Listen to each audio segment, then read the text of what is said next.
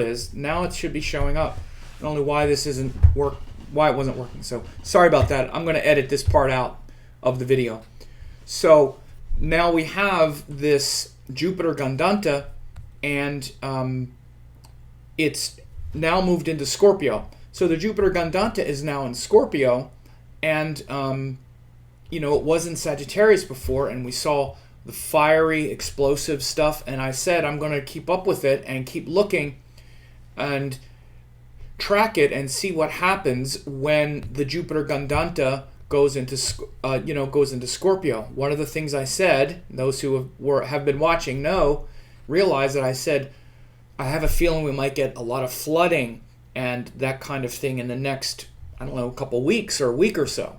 I said this last week, and wouldn't you know, right away, in the U.S. we had some pretty massive flooding in the Midwest, and in India they just had a record flood, monsoon, rain, wind happened as well. And so again, you see, this is where Jupiter is now.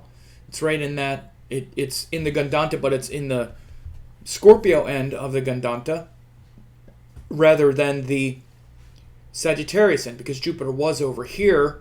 If we put this forward a week and we go we go backward. Oh, we'll do it on this chart. We go backward a week. This is 2 weeks ago. It was right here. This was right around when the Notre Dame fire happened and all of that, and the terrorist stuff, the churches burning and stuff. Remember all that? Remember 10,000 years ago when that was happening? We were talking about it, and it was correct. We were saying it's fire. It's, and it was also a great example of the zodiac because it was right on the fire end of it, right? And there was the fire, the explosiveness, and all that. And then as soon as it crossed back over, I said now it's back in the water side of the Gandantha point, and we might see some watery kinds of things, flooding, and again, it's right in that, and as soon as it crosses back over into the watery side, we see that. Of course, this is sidereal zodiac. I am just going to make sure people know this is why you track it this way, right? Because this is what I see, and this is why I've been looking at it forever. And this tracks exactly along with Jupiter back and forth. Very similar location, but it's passing over the fire and the water Gandantha points, right? So again, now it's in the Jeshta part. It was in the Mula part, which was more the fiery Sagittarius. Now it's the watery side. So India was hit with a lot of flooding, and so was a lot of flooding in the Midwest. I actually have the chart of India up here. Also, this is the chart of India, and this is based on the Indian constitution, and this you see that this in India on January 26, 1950 at 10:18 in Delhi, that's when the constitution or the independence was declared. You see India's having its lunar return, right? And while it was having its lunar return, this a lot of this flooding happened. India has a Pisces ascendant, Rahu right on the ascendant, Mars Ketu in the 7th, which actually shows there's a lot of contentiousness with neighbors, potential for war, quite a lot, sort of surrounded, especially since its inception, its separation from Pakistan and all of this. So I'm not going to necessarily get into the karma of the country. At some point, I'd like to, and I should do that actually, but you could see that this current time here, now we have this is, right as the moon was going to the end of Pisces and into Aries, we saw this flooding. And again, this is in context with this Jupiter Gandantha point and whatnot. And so this shows that Jupiter's gone over onto the watery side. So that's really kind of the focus of this. The other thing is I also had a good chart for the chart of Venezuela, and we have a pretty good chart for Venezuela. July 5th, 1811. This was when there was a an early declaration where they declared their independence from Spain and whatnot, and it was even printed in the paper at 3 p.m. So this seems to be a pretty good Independence Day for Venezuela as well, this date. And you can see even at this time, there's a Scorpio ascendant, and Mars is very close to the ascendant in Scorpio. So Venezuela also, it's a Scorpio country with, quite a bit of potential like turmoil and things like that in the country. And so right now there's a lot going on with the unrest in Venezuela, particularly with the dictator, quote, dictator. There's a whole lot of, I'm not going to get into the politics of that, but it looks like another U.S. intervention and oil and all this other kind of stuff that is going on. They became an oil-rich nation several years ago. It was in the Saturn Dasha, once the Saturn Dasha started. Be a good case study for me to go back and do the karma of these two countries, because they're pretty prominent in the news just in general and right now. But I also just wanted to do it because of the turmoil in Venezuela, because we could see Saturn in the natal chart here on July 5th, 1811, was right on the Gandantha point. So you want to also notice, as soon as Jupiter got right up by that Gandantha point and started hovering around it, I'm going to go backwards. Look, this is, backwards, yeah. I'll go backwards. Notice all of this unrest that started in Venezuela a month or so ago, as Jupiter, this point of Jupiter going and stationing and going right up to the Saturn in the Venezuela chart.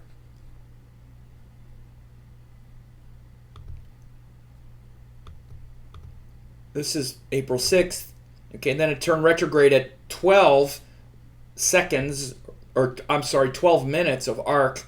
Look at the chart of Venezuela. Saturn is at less than 1 degree. So Jupiter went right up to that point of the Saturn, the retrograde Saturn in the chart of Venezuela, and then started retrograde. So again, when you look at this, very powerful. This is right when all of the coup and the potential interference from the outside started in Venezuela as well. You can see the chart of Venezuela. You have these planets in the 8th house, Jupiter, Venus in the 7th, but this Moon, Saturn in Sagittarius, the Scorpio actually makes pretty good sense for Venezuela. If I could go back and rectify, but they're now on the Saturn Dasha. This happened since the rise of Chavez, and I believe all of their oil-rich status became much more significant since the Saturn Dasha. And so you could see, again, very clearly, Saturn is less than 1 degree in the chart of Venezuela, and Jupiter went up, this was April 13th, Jupiter went up right to that point and then started to go retrograde. This is why we're seeing so much of that Venezuela, the political unrest, the social unrest, the potential interference from outside. And again, you can just see even by these transits with Ketu and Saturn going over the moon of Venezuela. So there's going to be big changes there in that country.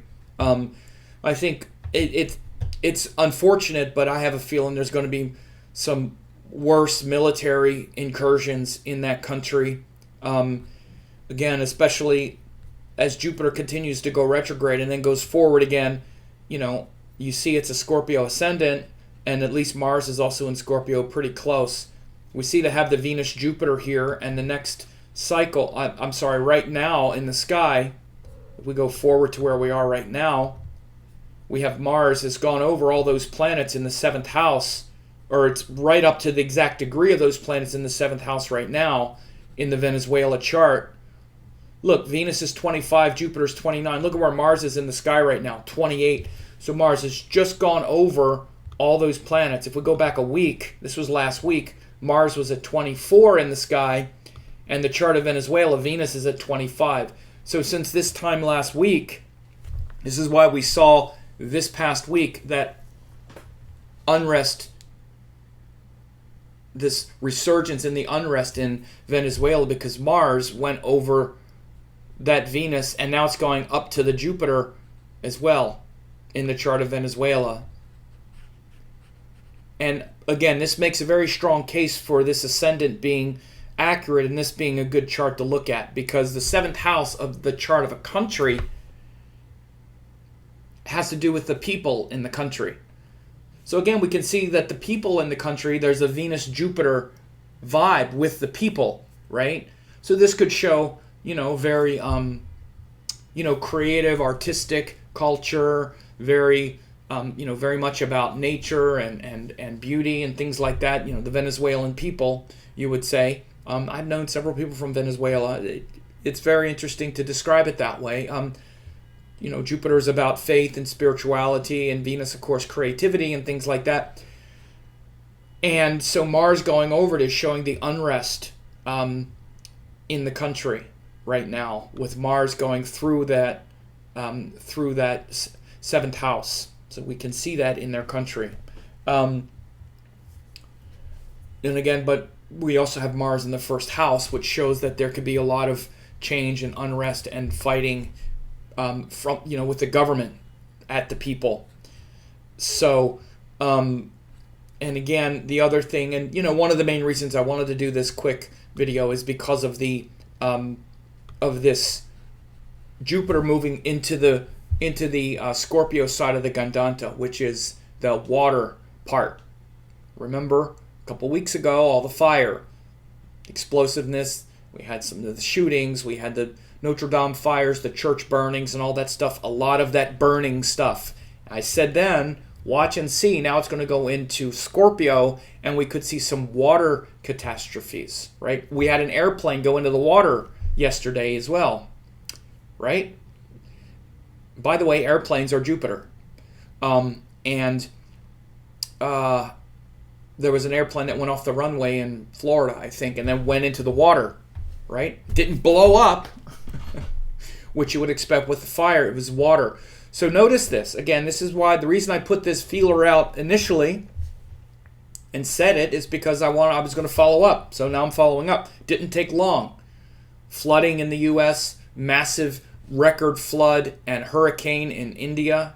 In I think it was parts of near. It was in the east. I forgot what was the city. I lost my mind. I don't remember which one. But so sort of a quick update, but I just wanted to keep people updated because this is an ongoing thing, and it's easy to just kind of set this up and turn on the camera and give a quick update with these kind of current events as well while they're happening. And so I might do something more extensive, especially about looking more at the karma of India and see where India is at even with its karmas here. You could see even the last several years, if you look at the chart of India, they have Mars Ketu in the 7th house again, which shows that there could be a lot of combativeness within the culture, and especially with having battles with their neighbors. Again, they're surrounded by, especially like with Muslim countries. I say Muslim countries, but Islam in general, especially in Pakistan and the partitioning. You can see just by the nature of the chart with the Pisces ascendant and Rahu in the 1st, their nature kind of as being perhaps a tolerant. Pisces is very much like, okay, we accept everything, and Rahu in the 1st, again, very sort of metaphysical, otherworldly, but then Virgo in the 7th house, especially with Mars and Ketu, shows being besieged upon a little bit by their neighbors, and even the sort of culture encroachment, the cultural encroachment, religious encroachment, and whatnot that has happened in the culture. You also see the ruling planet is in a debilitated sign. There's an exchange between the 6th Lord and the 11th and 12th Lord, some retrograde planets as well. So that's certainly worth a larger study at some point as well. And so if anyone had any questions about that, you could ask them here. I'm again, just general questions. I'll see, but in general, especially this these are important case studies. And again, I do this because this is how you can also learn astrology. It's obviously how I've learned it and how I teach it and how I practice it. And again, this is also why things like zodiacs and other things they're not just philosophies. It's a living practice, always tested, always looking at it. And again, so this is a great case study in exactly that. In the Gandantha, which is only zodiac specific, it only happens between these fire and water signs, and this is why. Because you get very transformative activities that happen. This is why everything is so transformational, and you can even literally see when planets cross over these points. And again, this also refers to things like the ionamshas that we use in different astrological, in the Vedic astrology system. This is one of the reasons why I started just using the Lahiri ionamsha, which it's very close. All of them are very close, but for the most part, I get very good results. As soon as I start seeing the planets cross over, I start seeing differences in elements and signs and whatnot. But this is a good case study. And again, it also doesn't mean that there won't be fiery, explosive things as well, especially with Ketu Saturn still in Sagittarius, and particularly around things like war and philosophy, because these are all Sagittarian themes as well. But what I specifically pointed out were things like tragedies and what could seem like acts of God, because this is often how we see the elements changing. There's always, people who are skeptics will say things like, oh, astrologers, they're so, they just look for patterns where there aren't any patterns. People are always fighting. There's always tragedy. And then astrologers start saying, see, it was because of this thing when these things always happen. There's some point to be, there's some merit in that. But one of the things where you can really see it, and the thing that I'm distinguishing, has to do with things like acts of God, which aren't just human behavior. For example, like I'm saying, is why I particularly talked about acts of God that have to do with water. And you might even say something like the Notre Dame thing, having, burning, or other kinds of tragedies that revolve around fire. I said you'll start to see watery events and just start to notice it. And we saw it very quickly. Floods in the U.S., floods in India, and even things like airplane going in the water. Again, how often does that happen? Just think about it. Not that often. So that's what we're talking about here. So weather in the U.S. this year, again, that's such a general question. We have extreme weather now. Let's just face it. Anybody who doesn't think we're not going to have extreme weather from now until we fix how we've destroyed the environment, which might not even be in our lifetime, it's going to keep getting worse. We're going to have extreme summers. We're already seeing flooding before flooding season even starts. It's already happened. Weather is extreme now because we've damaged the environment. So weather is going to be extreme. It could be very hot. We could have, it's going to be. I think it. And again, this is where I wouldn't say it's necessarily astrology. So I'm honest about it. I'm showing this as a shift in time, but in a general sense. Again, this is where people might say, oh, astrologers make things up. Weather is extreme now. Yes, this is why I'm saying weather is going to be extreme. So we shouldn't be surprised. But the way we can see it, for example, and we'll find moments where there will be more, where there's more potential for wildfires more than floods or what have you. But there's going to be extreme weather all the time. The winters get colder and more extreme. The summers hot and fire and watery things. So this is just a general thing. So people are asking, have I invested in any European countries to see what may be occurring soon? No, it takes a lot of work. And any European countries, what I've been talking about is Brexit. And I talked about the timing of how Brexit came right in the midst of a lot of other disclosures. That's been the major European theme. And that happened right when Rahu went into Gemini. So there's been all of this shifting that I said was going to happen when Rahu went into Gemini. Everything was going to get scrambled and shifted. And the things that I'm paying is the most attention to. And there are other things, especially in the Eastern world, like in India, where their politics have been very scrambled lately.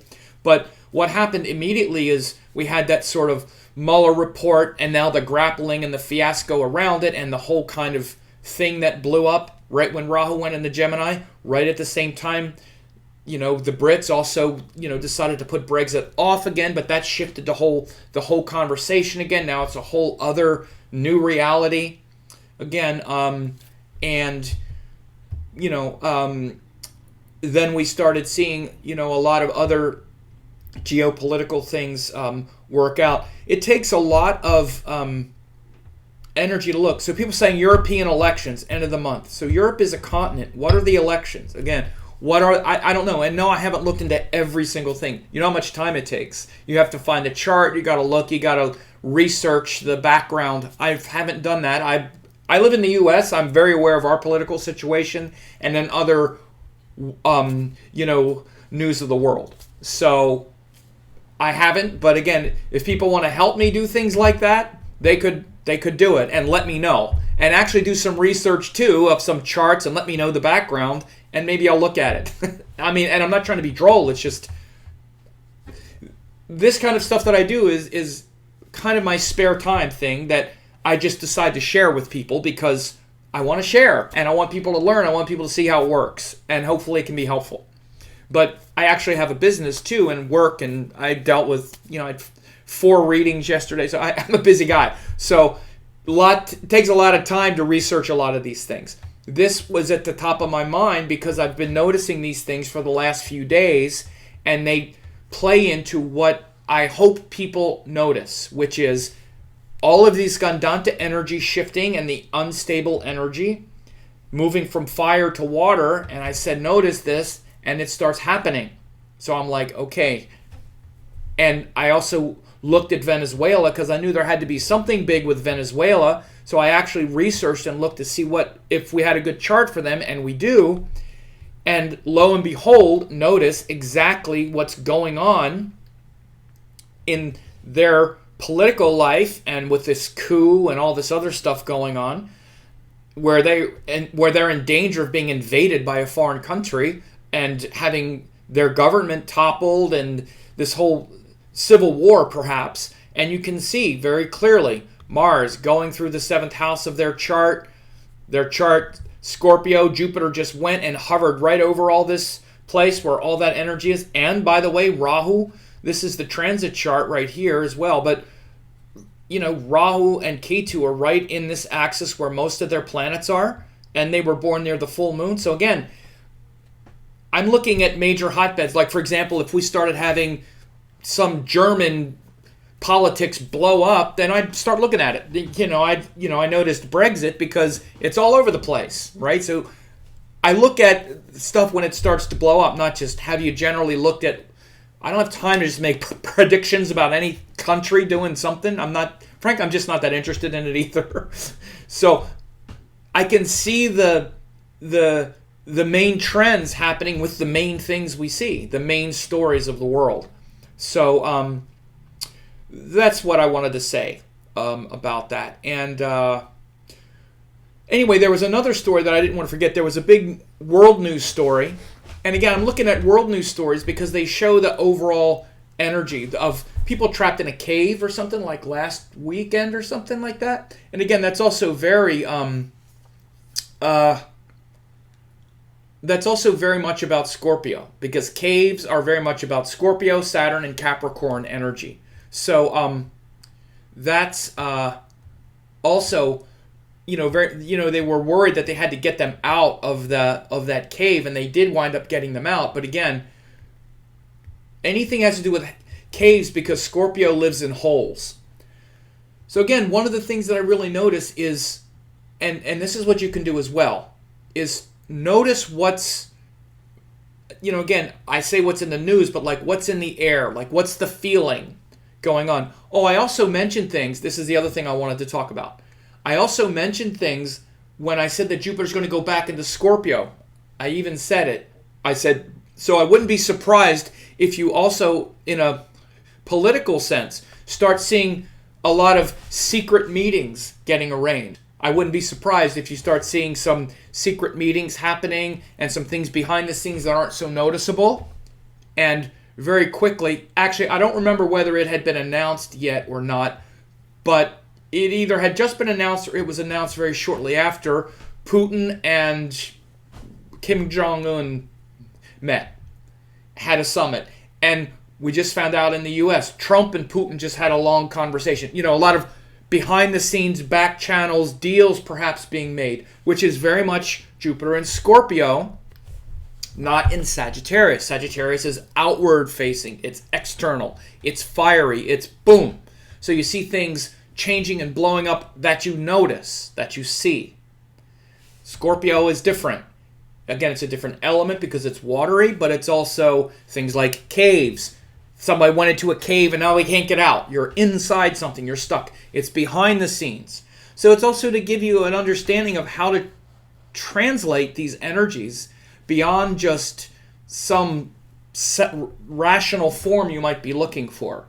So again, this is what astrologers do to interpret things this way. Like if we're answering a question or we're looking for an object or we're doing anything, this is how the energy works. It's not as black and white as, oh, Scorpios, they're jealous and all. That's just such a pedantic, basic level that really what happens is you hopefully people can see, particularly if I say something like, oh, that notice this is going to be happening, and then start noticing it.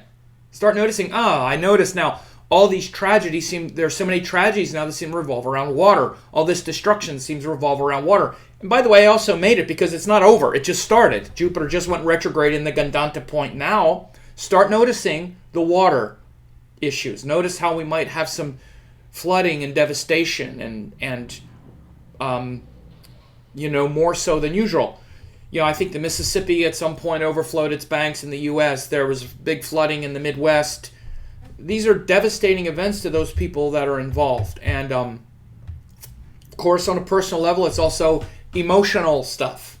You can start noticing how before you might have been more angry and irritated and frustrated when Jupiter was in the Sagittarius Gandantha point. Because it shouldn't be that way, and I'm right, and this righteous... This is what Sagittarius can do. We get all worked up because it's just not right, Scorpio, then it goes back into Scorpio, and we kind of we should come back on our own emotional core, which produced all of that sense of entitlement and righteousness that's now frustrated. We need to, so notice this in yourself as well. Notice how you've gone from a more fiery, explosive, burn stuff down thing to a sensitive, okay. And you have to account for your own, or you should be accounting for your own emotional, psychic responsibility and strengthening your own emotional core. Again, this is the deeper psychological, emotional lesson of Scorpio. Notice how all those things are related. Notice how that has to do with water. Water is deep. You have to go into it. You can drown in it. So again, these are living energies. Astrology is not about some parlor trick where we find ways to get what we want. That's the most basic, useless part of it. It does work, but that's the least important part. The most important part is it's showing the cycles of life, the rhythms of life. The best way to understand it is to track it all the time. First of all, and again, I'll just say, don't look at your chart all the time and have everything revolve around your own chart. The best thing most people can do to actually learn astrology is don't look at your chart for about a year, and instead look at the sky and watch what happens. Particularly, I would say the sidereal sky. Especially if you're doing Vedic astrology, that's definitely the thing. But you'll learn more about astrology watching things like what I do on YouTube all the time, frankly, if I can, not bragging because I'm doing it, but I'm showing you the things that have made me understand astrology and understand life. Because again, this is also happening on a new moon in Aries. The fact that we're seeing frustrations come up now, even in the midst of the watery difficulty is because, today is the new moon in Aries. I have this now 427, but we're actually right here. So we're starting a new moon cycle in Aries, even as we speak. It just started. So again, watching these rhythms all the time and watching you go through changes all the time is going to teach you more about life than obsessing over your chart. And, I have this thing, help, or whatever it is. The best thing you can do to help is to start actually being engaged with it.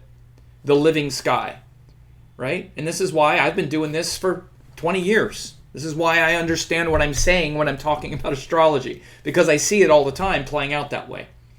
So that just as a rejoinder to why what I do on YouTube a lot is these kinds of things, these updates, and then general teachings about this is what Mars is, Scorpio, Jupiter, Saturn, or whatever. But these things aren't just helpful so we can see and understand, that's why things are going on great, now I understand it.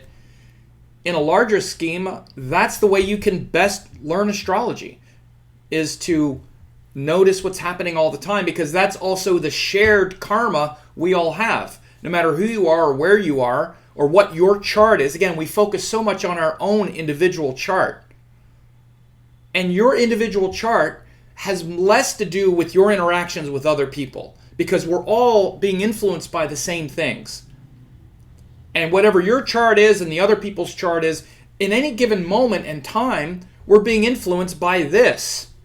Everybody is. So if you can understand what this is, then it can stop being so much about you and the other person and be more about, that's why people are irritated and frustrated in this and triggered in this.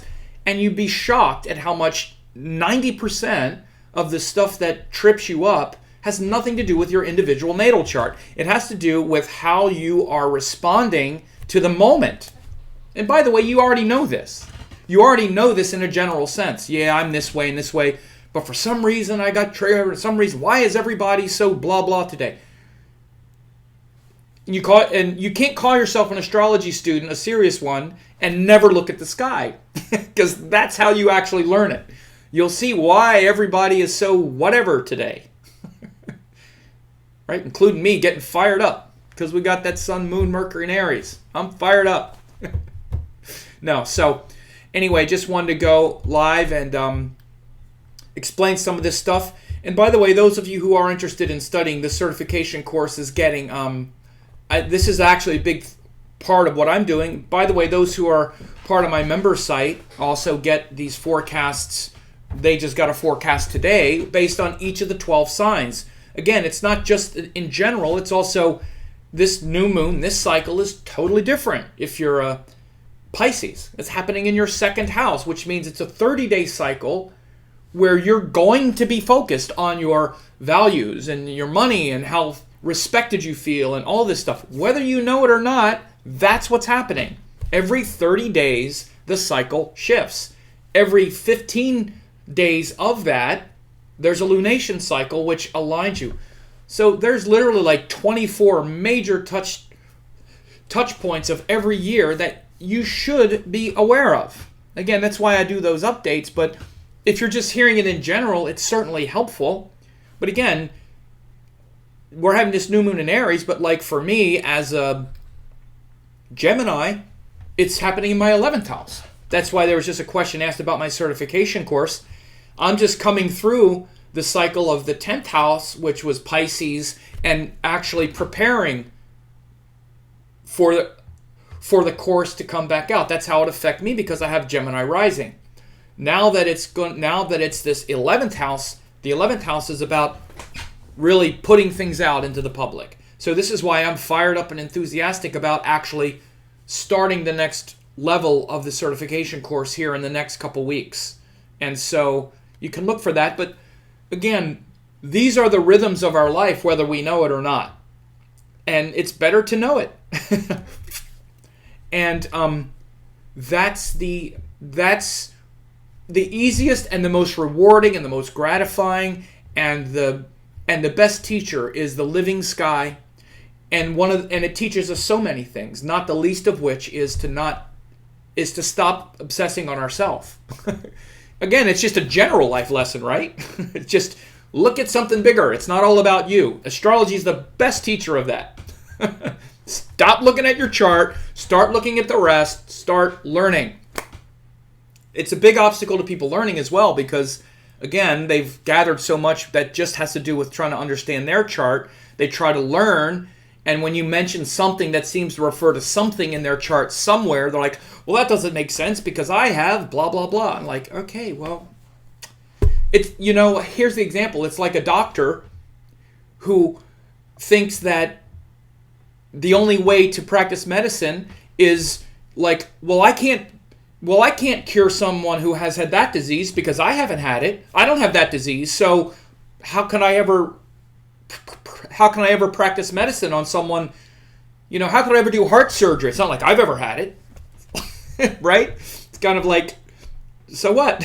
It's like, it's not about your version of it, right? So anyway, you guys be in touch. The best thing to do, I will tell you, if you're interested in studying more, is I'll actually put a link here.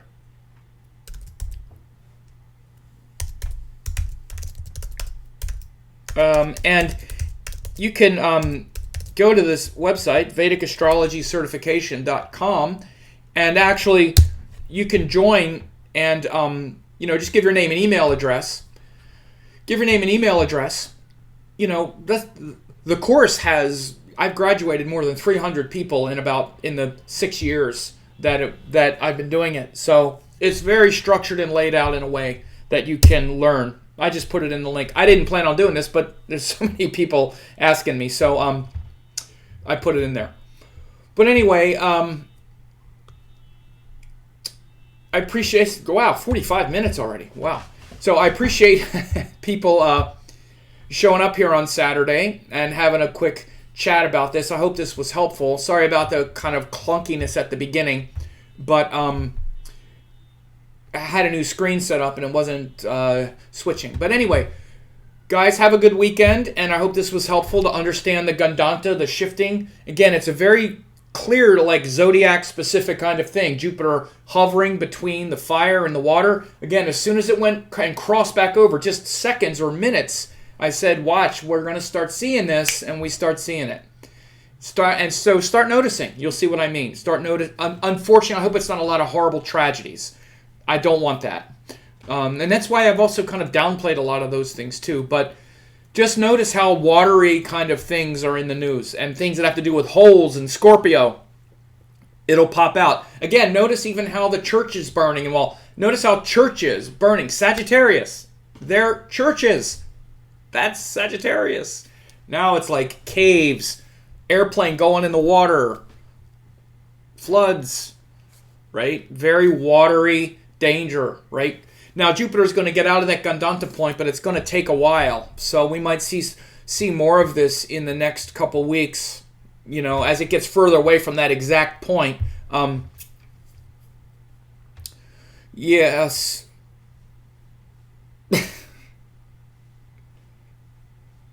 Someone asked about Bitcoin. So if I would do another Bitcoin video, a way to bring in more clients. Doing Bitcoin videos don't give me clients. It actually gives me a lot of hate. Often because I shatter people's illusions who seem to want the world to end so their Bitcoin will be worth a lot of money. So I got a lot of people mad at me last year when I said Bitcoin is not going to do what you think it's going to do, even though I was right. A lot of people didn't like it.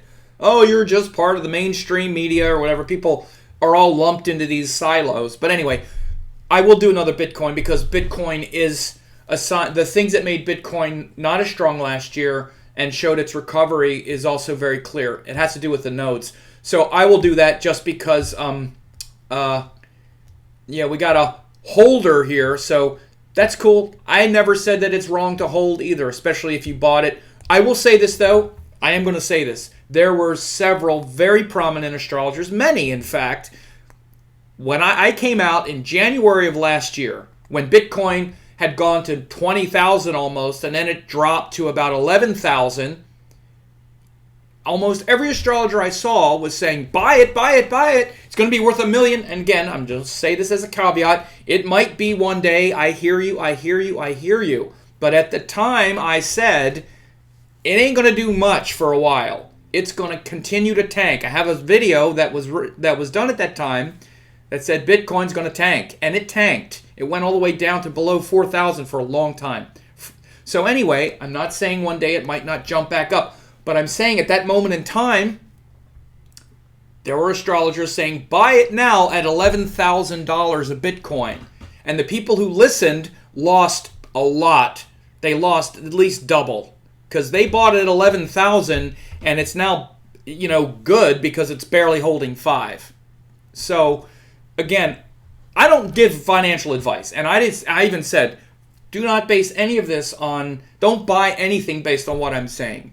I'm just assessing it as a thing. But again, this is also one of the things with astrology that people they see it as a way because they think you can predict something. You know how many people have told me, I want to get a reading so you can tell me how to make all this money in the stock market or whatever. And I'm like, I'm not doing that reading. I'm not going to give you financial advice. And then when you spend all your money on something, first of all, if I was so inclined, why would I tell you? I would do it myself. By the way, I don't invest in Bitcoin or anything either, so I was very clear about that as well. I don't do that stuff. So anyway, the point is that at the time, I got a lot of stuff, people coming at me because, you'll see, it'll be this and that. Again, maybe one day it will. But I said at the time and in the foreseeable future, and I made a long-term prediction that I don't think Bitcoin is going to be the one. Or I don't even think crypto is going to be what people think it's going to be. Because I think at some point, you will see crypto also, and blockchain technology, standardized and commoditized in a way where it's not going to be the sweaty dream everybody thinks. And if it is, it's not going to be Bitcoin because it's too complicated. Now, I'll talk more about that in another video, but at the time at least, I turned out to be right. Now, if at some point the people that listened to those other astrologers and spent $11,000 for their Bitcoin and then it winds up being worth, $10 million, they'll say they showed me. Well, okay, I never said it would never be that, and I could be wrong, absolutely. But what I looked at and what I was reading at the time turned out to be correct. So I'll do another video on it. See, everybody's now Bitcoin. I say, so you are being sarcastic. Yeah, so I get it. Yeah, so it's all interesting to me. And, whenever people get so invested in things, they get all upset when you don't say what you want, particularly something like that.